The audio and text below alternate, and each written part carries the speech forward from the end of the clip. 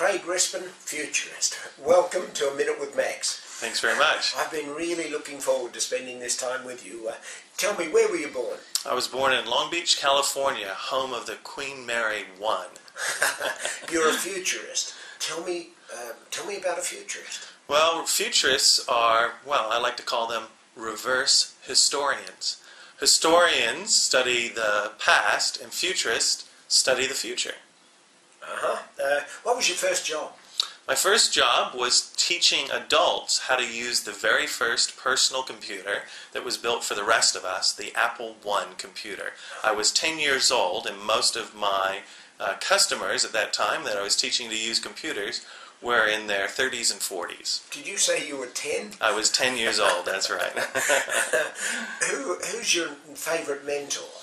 Probably Arthur C. Clarke, who I met when I was 10 years old. You know, he's the man that invented the communication satellite and wrote this fantastic science fiction novel that inspired me all of my life, Space Odyssey 2001. I sent a video to you recently on Arthur C. Clarke. That's right. He was the one that... For his 90th birthday. 90th birthday, Yes. yeah.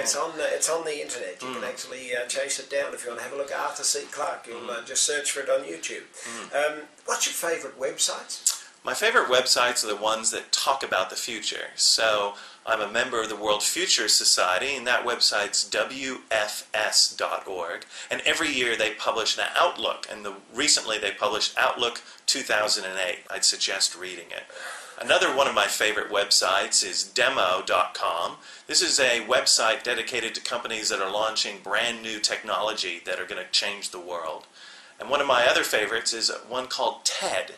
TED is a conference that was originally formed around technology, entertainment, and design, but now it's more about people delivering speeches about how the world is changing. The best book you've ever read? Well, it would have to be 2001: A Space Odyssey, where the main character was a computer, not a person. Why am I not surprised? What's the best advice you've ever had? To not just focus on technology, but also talk about the impacts that it will have on society and business. Because as somebody that has a technology background, many times you can look at technology for its own sake, but not foresee the impacts that it might have in society. Do you have a favorite quote? Yes. To go into the future, we must back up.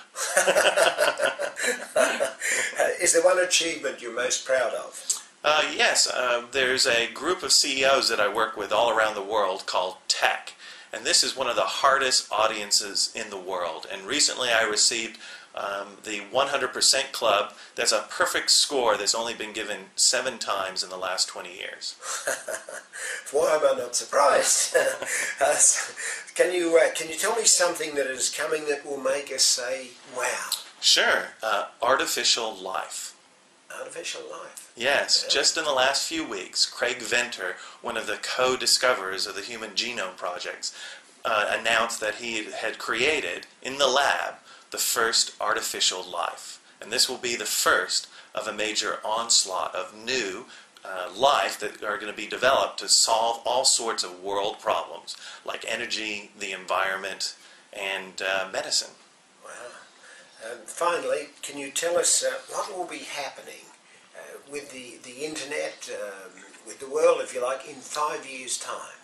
Well, what's happening is that technology and other fields are merging together to have a massive explosion. So you remember in the last few years we had this huge boom of internet and computer technology.